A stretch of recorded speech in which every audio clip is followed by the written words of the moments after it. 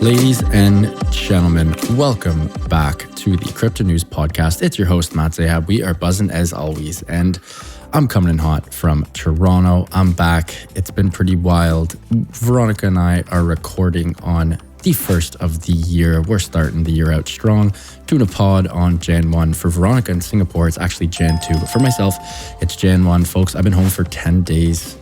As you know, I've been in Mexico for the last little bit. Back home now, I still haven't seen the sun. 10 days, no sun. How do people live here all the time? I don't know. It's absolutely wild.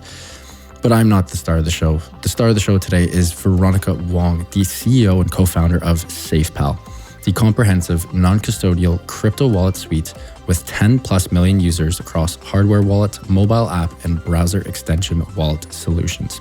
Veronica has a decade of experience in big tech and Fortune 500 companies like Tencent.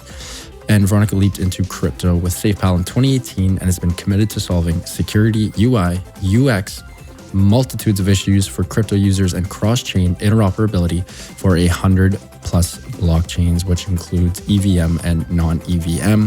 Super pumped to have you on. Veronica, welcome to the show, my friend. How are you doing? Hi, good to see you, Matt. It's an honor to be invited to this podcast today. So hello, everyone from every corner of the world. This is Veronica, CEO and co-founder of SafePal. So I'm here in Singapore. So lucky me, it's all sunny. It's all sunny days. So 24 jealous. hours, 7. Yes. And it's a very tropical island. And then enjoy. I mean, right now it's rain season. Every now and then there will be rains dropping. But overall, it's very sunny. It's with very high humidity. So the plants actually thrive here. So I grow a lot of plants at my home. So it's like a little forest and it's quite nice to stay here. So it's morning time here. It's like a sunny right now shining over the forest outside of my window. So it's a nice environment to stay and work from home. So back to what I do, I've been working in tech industry for more than a decade. I joined crypto in 2018, actually after the ICO boom. Actually, that was a bear market. So we joined the market in a pretty bad timing, honestly, and start building SafePal as what we think as the future of crypto, non-custodial way for people to store and secure their crypto assets. So we started as a hardware wallet provider and later on expanded the product lines to mobile wallet and browser extension, and nowadays serving millions of users global wide. It's been a pretty amazing almost 6 years. So I have experienced quite a lot of things and up and downs in the industry. So still very exciting to be in Web3 even after several years, because there are so many new things popping out, and every year we are seeing new elements and also new narratives popping out in Web3, which is super exciting and fascinating. Yeah, so it's actually great to be here to share a little bit of our stories and how we view Web3 and how we view the future of blockchain overall in general. Yeah. I love that. What a way to kick it off. It's always so cool to me when my guest is like so far away. Like that's, I don't know, tens of thousands of kilometers away you have to be. Maybe that's a little bit of a boost. But again, it's 7:40 p.m. for you and 8:40 a.m. for you. It's still wild to think about. Crazy how the world works. Before we get into SafePal and your journey to crypto, Veronica, I'd love to go back to working for some incredible companies like Tencent. As a North American, as someone who lives in Toronto, we always hear stories about what it's like working for the Asian behemoth companies, these super companies. Tencent is one of them. What was it like working for them? If you have any crazy stories about work-life balance, about the culture, about just anything cool or interesting or crazy, I'd love if we could start off with a couple stories from the days at Tencent, and then we'll get into some of the crypto stuff. Sure. I spent 7 years in Tencent. So most of the times I'm I'm one of the few employees in my department who don't code, honestly, because I used to be in project management, operation, like a user profiling, a different kind of jobs, but other than coding.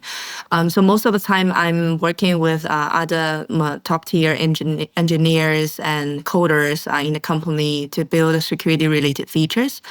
It's a company that highly emphasizes on delivery. Like you definitely have the most flexibility of work-life balance. Like there's no check-in, check-out on a company. Like you just come and go as you like. But most of the time, like the pressure of delivering the results is also quite big for most of the employees. So a lot of the employees actually have willing or voluntary to work a longer, for example, longer working hours to deliver the maximum result as they could. So working with among the top talented people in the whole mainland China is kind of a big pressure because these are our top tier graduates that you can find.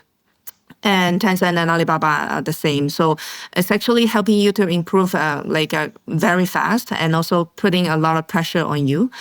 So it's a lot of memory, honestly. Like now, as I look back, I feel grateful because most of my skill sets of being as a CEO or an entrepreneur, actually, I learned them from my leaders and the management team back in Tencent.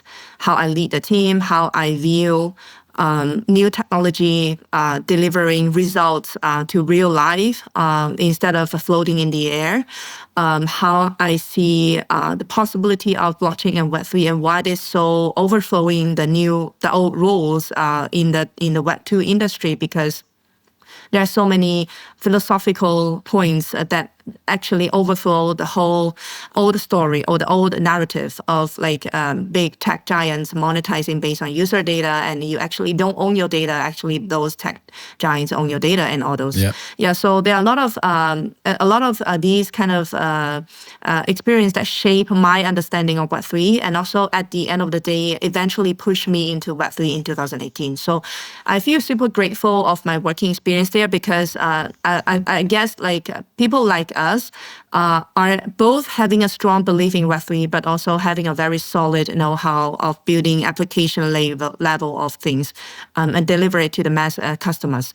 So we actually have a hybrid of those that actually help us to scale the products to the market fit in a much faster way. Yeah. I love that. Let's get right into the bread and butter of the show, and that is the one and only SafePal here. Now, you guys founded SafePal in 2018. It is a fully comprehensive non-custodial wallet suite, and you guys have some crazy backers too: Animoca, Binance, Superscript. You guys pretty much have a full suite of absolutely everything. I went on your website. Candidly, I've never used SafePal, but I've heard of it. I do not own any SFP. Whenever I have a guest on the show and I do own their coin, I always let people know. But obviously SFP is the BEP20 token as well. That is the utility and growth engine of SafePal. I'd love to get into it. Give us the elevator pitch. And then I want to get into some really interesting topics like the war of Web3 wallets, multi-party computation, account abstraction, all that fun stuff. But until then, give us the elevator pitch on SafePal and why you and the team founded it back in 2018 and what you guys are cooking up present day. Yeah, SafePal is everything that you need in crypto to keep your assets safe and organized. It supports more than 100 blockchains. It supports 15 languages. So you can use the product as easy as using other Web2 applications. So we do offer diversified options. For example, if you're a holder, you can just go ahead and get one of those hardware wallets that we have been delivering in the market to more than 200 countries global-wide without any security leakage or vulnerabilities. If you don't favor those, you prefer flexibility and mobility, then you can just download the SafePal app or install the browser extension to manage your assets. But they all provide the same cross-chain experience for users. That means we don't want people to feel the barrier between so-called chains. People don't need to feel that. They just need to know what assets they are holding and they are making transfer, making swap and trade and all those. So we do offer a one-stop solution for people to manage those. We have mining, we have staking and trading and cross-chain dApp experience all in one place. So I bet that is also the main reason why we have captured the momentum out of the DeFi summer. That is because we provide the most comprehensive features that people are looking for, so that they don't need to move around looking for different apps for different purposes. That is ridiculous from a US point of view. So I think, definitely you should try it out. It's quite smooth. It takes it just 10 seconds or a couple seconds for you to set up, and then you're good to go. And it's 100% non-custodial, and you own your freedom. That's huge. I absolutely love that. I'd love to get into the war of Web3 wallets. This is a subject that is incredibly hot right now. It seems like every single day it gets hotter and hotter. You have massive industry players jumping in the space. You have Telegram, you have Grab, SK Telecom, Binance, Avara. Everyone has their own wallet now, or is at least launching their own wallet. A lot of the people, almost everyone, is miles and miles behind you guys. You guys do have a nice little moat in the space present day, a huge competitive advantage as you've gotten in early and built in just multitudes of really good stuff, which we love to see. How do you compete and how do you fight against the brands like the Binances or the Telegrams who have such loyal and large user bases? Because at the end of the day, I feel like this is one of these things where in order to onboard the masses into crypto and into Web3, I feel like someone has to sort of run the show. I feel like there needs to be almost one or two or three. I feel like there can't be 100 different wallets. Perhaps I'm wrong on this, but I think there needs to be some type of, not monopoly for a lack of better words, but almost like, Facebook back in the day, which sort of onboarded everyone. And then you had Instagram and then you had TikTok, where it's like for each little niche thing, there was one main company that really ran the show. That's just my 2 cents. I'd love to hear your side on that, but walk me through the war of Web3 wallets and what your strategy is to onboard as many people as possible. Yeah, I think it's really about positioning. I think in the longer term of future, if we view the future of Web3 wallets, there will be different types. So what the Telegram, Binance, those type of wallet, as we see, mostly are custody wallets, like they're centralized solutions. So means that it could be the easiest way to onboard users, like with a no-brainer. Like for most of the people who are so used to WhatsApp, Facebook, and Google, and all those centralized services, it takes like a no-brain, like no thinking for them to jump on board. But we feel that the non-custodial sector of the wallet genre would be so much more important in Web3 because it's actually connecting the users to the multi-chain of future. Especially a lot of Web3 native applications, a lot of Web3 crypto native financial services, such as in DeFi, they're actually only accessible through decentralized wallets. And like as we see, we are going to see a funnel that most of the user journey will look like this. For example, let's take one of our shared friends, like for example CJ. Let's think about him as a newcomer to crypto, and then I bet the first stop for him would be to set up a Binance wallet or Telegram wallet, whatever we call it. It's going to be easy. It's going to be like just taking a few seconds. It's a centralized solution, right? It's actually a perfect step, like first step for him to explore a little bit about crypto. But later on, he's going to realize that the platforms themselves cannot really fulfill so many other decentralized quests that the user is actually looking after, like staking, like delegating, like mining, like all of these metaverse, these kind of experience. Like they need to have their own decentralized wallet, and they don't want to trust, because as the user education or the user hurdle is gradually overcome, they will soon realize that the importance of holding your own assets actually quite matters a lot for them. Like owning their own NFT, valuable assets, it's better that they hold them in their own hands as a long-term holding. So they would look out, they would cast their eyes outside of those platforms, looking for some other non-custodial solutions for their own valuable assets, and also to better engage with the multi-chain ecosystem that we're building here. So we feel that there's a certain funnel here that we are seeing. Most of the users would actually experience the first step of using centralized platforms, and then later on, they are gonna explore more options as their know-how and knowledge about cryptos grows and explores the ecosystem. So we feel that there's a certain funnel here. So we are definitely not quite anxious about the tech giants entering crypto, because they are most of the time adopting centralized solutions, as we are seeing. And we as SafePal, we actually position ourselves in a very unique and different positioning. That is, we offer everything that is decentralized, and we keep decentralized as one of our core philosophy of building the products. So it means that it's our bottom line. Like we want to keep it as the essential difference between SafePal and other centralized platforms. And that's how we are seeing our user growth actually over the years, because we are seeing so many collapse of the centralized platforms like FTX, like Luna, even Binance got attacked sometimes. And so it's actually strengthening the belief in people And we are seeing a stronger consensus. And it's not rolling back, actually. There's no rollback in those community consensus. Once you believe it, you buy it and then you get on. So these kind of community consensus cannot be rolled back. And as people realize the importance of decentralization and taking 100% hold of their assets, they are not going to look back. So we see this kind of strong consensus rolling onward. So we are not quite worried at all about those future competition to come. And then the second part would be looking back at the Web3 wallet. What about the competition in Web3 wallet? Because like in the last 2 years, we are seeing thousands of new wallets popping out. Like there are a lot of competitors in Web3, all claim to be decentralized. I think overall it's a good thing for us. Of course, like we are a newcomer and we are happy to see that the conclusion that we drew 6 years back, thinking that wallet is going to be the future and gateway of Web3, finally being realized and recognized by so many other builders and entrepreneurs. So we think it's overall very encouraging. And of course, it's a little bit intense, but we are not quite worried at all because consumer-facing applications takes a lot of time and resource to build. It's not really something that you can realize and you work OT and then you all of a sudden deliver it within a few months or a few weeks. It takes a long time and a long way to build and craft every single UX that you are delivering to the end users. And not to mention you are serving a multicultural audience who speak different languages, come from different backgrounds. It's actually taking a lot of time and resource. So we are not really that worried at all because we've been running on the racetrack for like 6 years. So we have delivered actually quite a lot of features and functionalities to the users. And these are all our unique value add, cutting edge advantages compared to other newcomers. So I think what we need to do is just to focus on what we've been building and just focus on user demands and build something that is useful and helpful to the users. And that's all. Well said there.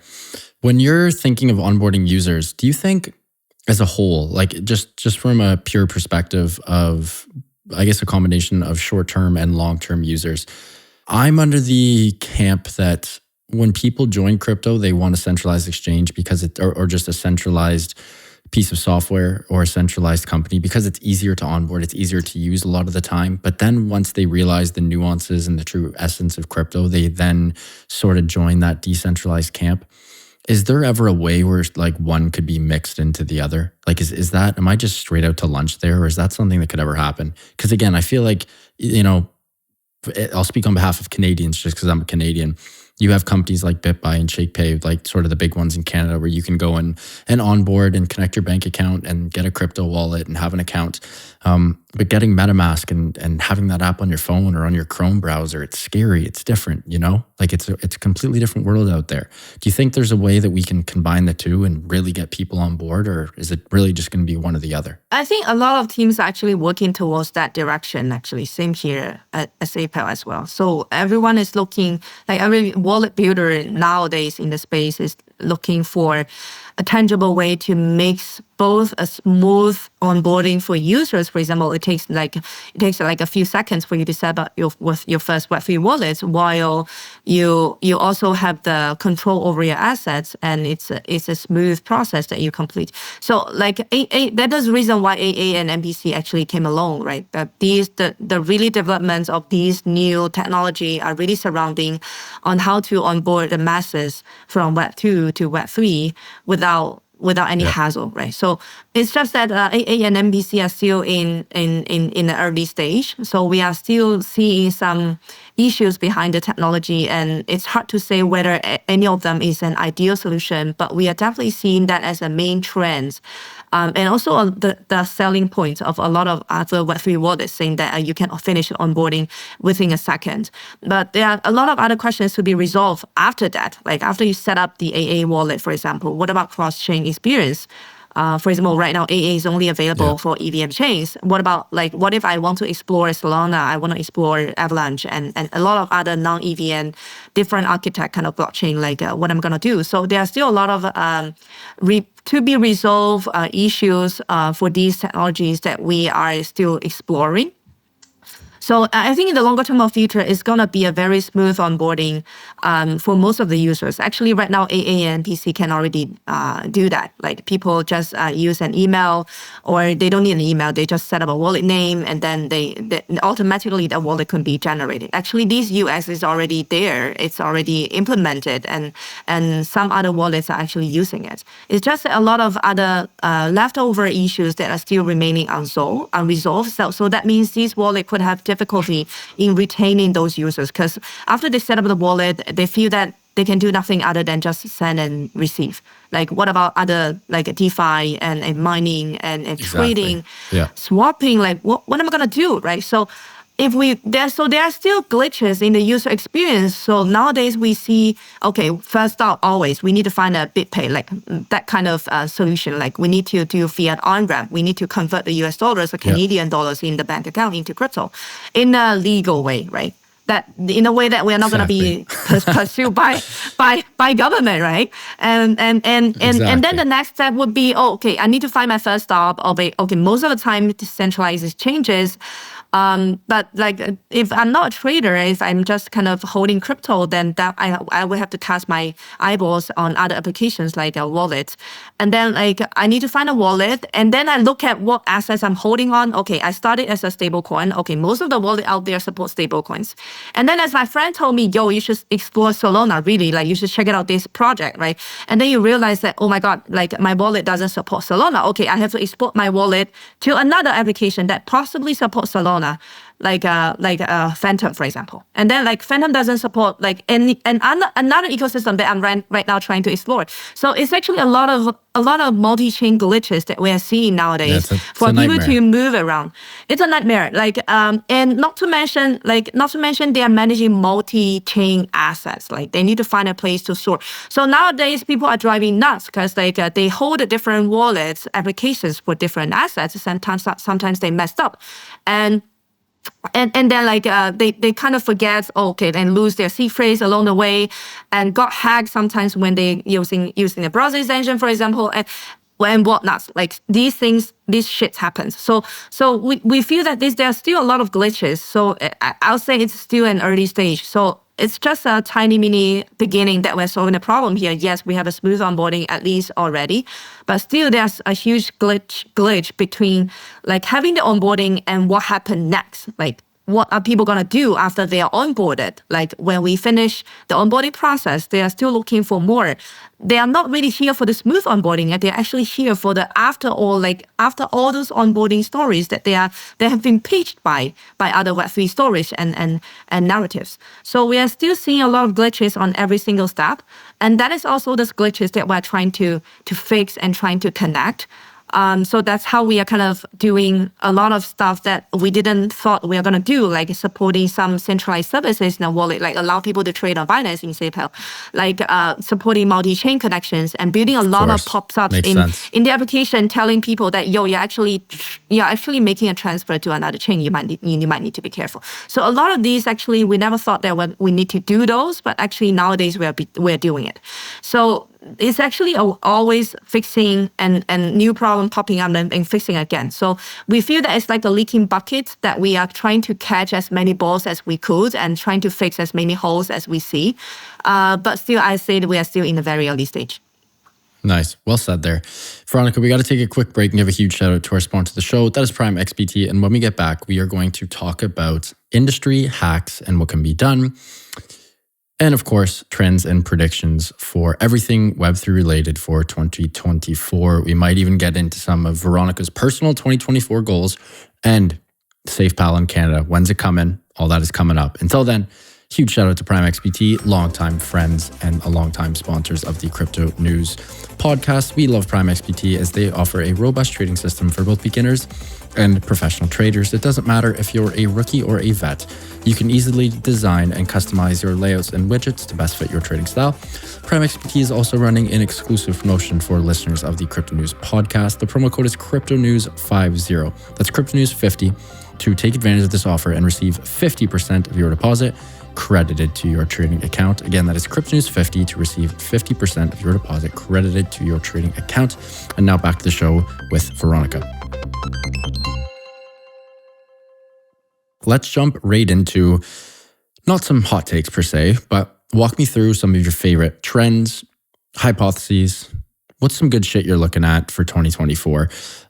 I'll even start before I throw it over to you. We've had Solana absolutely on fire. It has sort of taken the crypto industry by storm. It went from $9 to over $100 in the span of, I want to say, 9 months. It's been absolutely on fire. You have a potential massive airdrop in Jupiter coming, which will be a $800 million stimulus check for all Solana users. And I feel like people are going to keep buying stupid Solana shitcoins as well. That's one thing that I'm very fired up about. ZK Tech, it might finally pop off this year. A bunch of other really cool stuff as well. We have the Bitcoin ETF. Who knows if that will happen? Everyone says that's priced in. By the time this episode is out, it might even happen a couple days after this. Huge news coming up. What are your trends and predictions for Web3 verticals? What's going to rip? What's going to fall? And give us some reasons why. I think the first thing that we are going to see is in 2024, there will be a smoother onboarding journey for most of the users as now, for example, PayPal unroll their own stablecoins, and fiat on-ramp is becoming easier and easier for people to bridge their assets into crypto. We definitely are going to see sustainable development in AA and MPC as well. So for user onboarding, we are going to see new improvements to be done.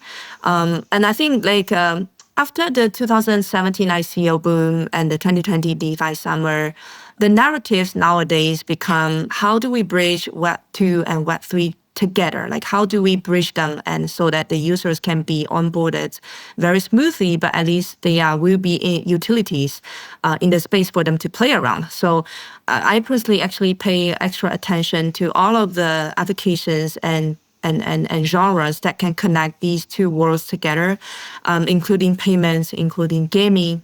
I'll say there would be some interesting outcomes because we are seeing payment giants like PayPal jumping in crypto and having their stablecoins and also introducing more crypto utilities on their platforms already. So that is actually quite promising. So overall, it's going to contribute to a smoother user onboarding overall. And also in 2024, we are going to see some changes in macro environments, especially the signal from the US dollar interest rates. Rumors said that the interest rate is going to step down a little bit and lead to a stronger market recovery. So that means we are going to see liquidity coming back to crypto overall. And with the Bitcoin halving and with the yet to be confirmed Bitcoin ETF, 2024 overall from a market level would be quite promising with the money coming back, with the user easier to come in crypto with the money flowing in. So we have the user, we have the money. So it's going to be a very promising 2024. So also quite exciting. On the other hand of the delivery and team and projects, I'll say crypto has survived a long journey of just storytelling and then later on focus on building. And nowadays it's come to delivery. So it means that in 2024, we are not going to see that many so-called white paper products anymore. So most of the people would come down to the ground and start building something legit to show the community that they are delivering the results they are promising. So I think 2024 is going to be a year of builders.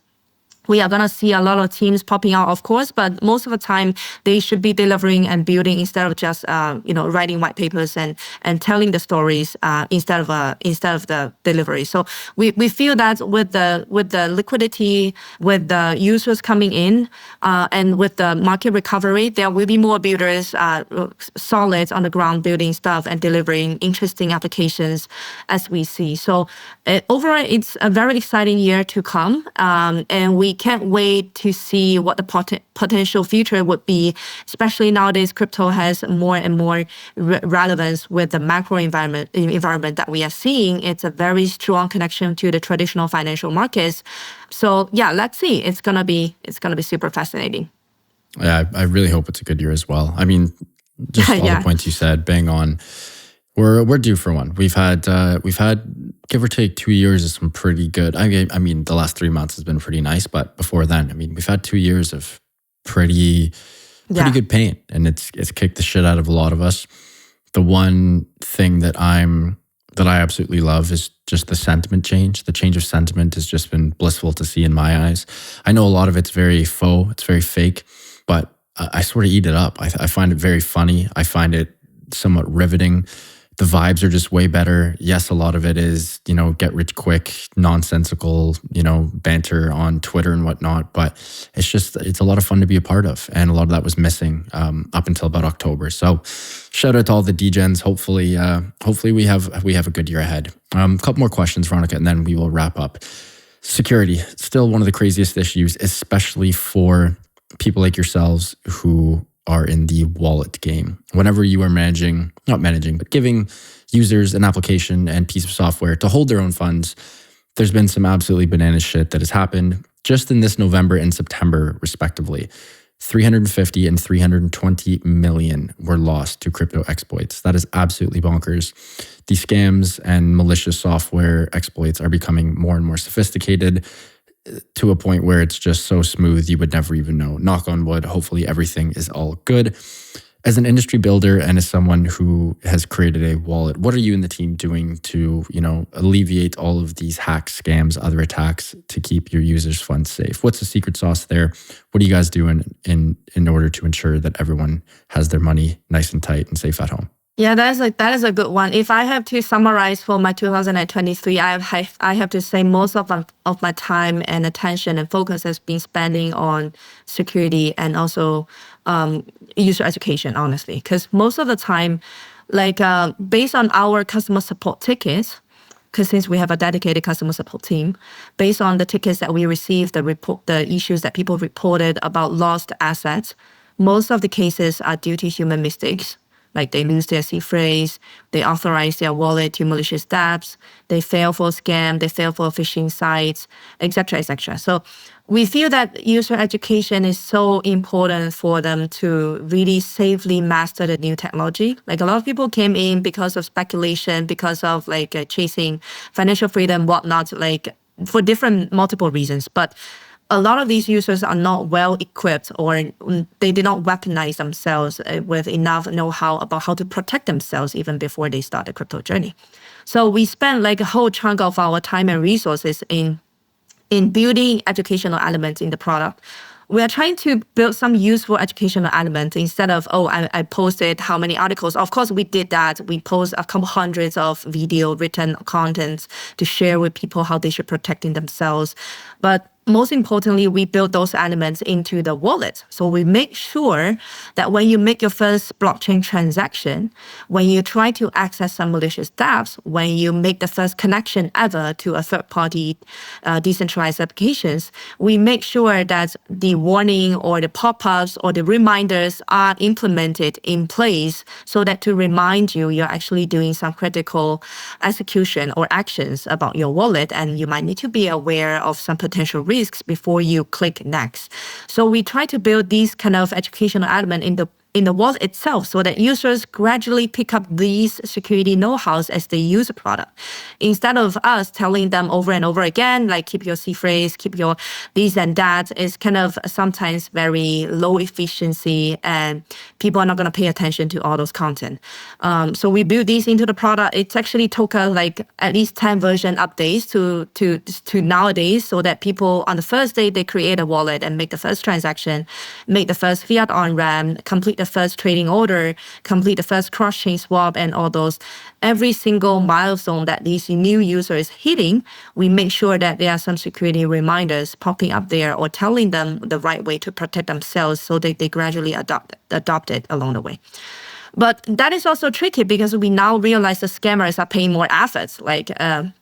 2-3 years ago, scammers were just creating Telegram fake accounts, impersonating some elements of some other group chats, scamming people on social media. But nowadays, we are seeing scammers even took the efforts of building some fake apps and really spend the efforts to list it on App Store, the recent one. So this is crazy. It means that scammers first, it proves that the profit and payouts and the ROI of scamming business is really booming. Like scammers even bother to develop their own app to really spend all those efforts. And they even build their own D app, like to fake it out and then to fish people to connect their wallet to. So these are all require technical engineering, like these kind of know-how, and definitely these scammers are becoming more smarter and they're spending more efforts. So it's extremely difficult for us to stay above the trends of the scams. So it means that we can't really do this all by ourselves. So starting last year, we are working with other security teams, with like for example, Certic, with Go Plus, to block all those and blacklist like problematic dApps, websites, impersonating accounts, URLs, and all those. We have banned at least like 800 plus malicious or problematic dApps in the world already. So when people try to access these sources, we are going to straight ban and tell them the reason. And we also set up a full-time team doing nothing else but just to report, like scan across all platforms, WhatsApp, Facebook, like Twitter, like YouTube, you name it, like all across the social media, and then to scan all of those impersonating accounts and then to report and take them down. Like we have a whole online reputation protection team doing nothing else but that, like reporting and taking down thousands or hundreds of fake accounts and malicious dApps all over, and collect those data from external sources, and to share those with our security partners as well, to just let them know that we have recognized these kind of fake accounts and all those, so that they can also help to ban it. And other teams who are using those security products can also consider banning those. So now then we form an alliance. We have a whole league playing against the scammers instead of a single team working against those. So like these really they are resource consuming, and we can't really see if there's any benefits in short term, but definitely in the longer term for the reputation of Web3 and blockchain, for people to have better trust and transparency of the industry, instead of saying that it's Web3 scamming all over the places, it's fake, it's so not true, is scamming my money, like nothing else, right? So we definitely want to get rid of those reputations of Web3, because overall Web3 and blockchain are quite promising. So we think in the longer term it's going to be beneficial, but in the short term it's going to take a lot of time and resource. And I strongly recommend other wallet builders to pay extra attention to these as well. If you are ever interested in any other kind of tangible solutions that we already try out, like feel free to reach out to us. Like we actually have a whole blacklisting database that we have been building for the last 2 years. So it's a long story, but honestly, it's really shocking to see scammers taking that much effort to scam people and bait them out of their assets. So yeah, definitely a shout out there to pay more attention to security. Well said. Veronica, you absolutely crushed this. This was a incredible episode, and really appreciate you coming on. Before we let you go, can you please let our listeners know where they can find you personally and SafePal online and on socials? Yeah, we are very active on Twitter. So, X. We have our social accounts on X and Instagram, Facebook. You can find us. But most importantly, the legit way, I have to emphasize, the legit way to find us is to always to go to safepal.com, where you can find at the bottom of the website the site map that is going to lead you to all of the social media accounts. For example, on X platform, our handle is iSafePal, and I'm also there. My username, like handle, is a V_SafePal, so you can find me there. It's quite active. So definitely one of the best way to keep track of what we've been doing.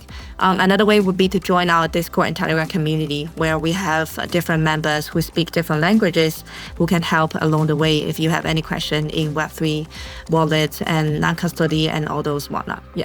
Love it. V, thanks a lot. Really appreciate it. Wishing you and the team all the best. Can't wait to have you on for round 2. Have a lovely new year. And thank you. You crushed it. Well done. We'll keep in touch. Yeah.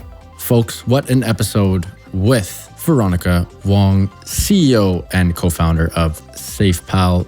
She absolutely crushed it. Huge shout out to her team and my team for hooking this up. To the listeners, love you guys. Thank you so much as always. Hope you have an incredible new year ahead. Achieve those goals, get after it, haul some ass, and get everything you want. As always, if you guys enjoyed this one, I hope you did. Please do subscribe. It would mean the world to my team and I. Speaking of the team, love you guys so much. Thank you for everything. Eustace, my amazing sound editor, you are the GOAT. Appreciate you, my man. And back to the listeners, love you guys. Keep on growing those bags and keep on staying healthy, wealthy, and happy. Bye for now, and we'll talk soon.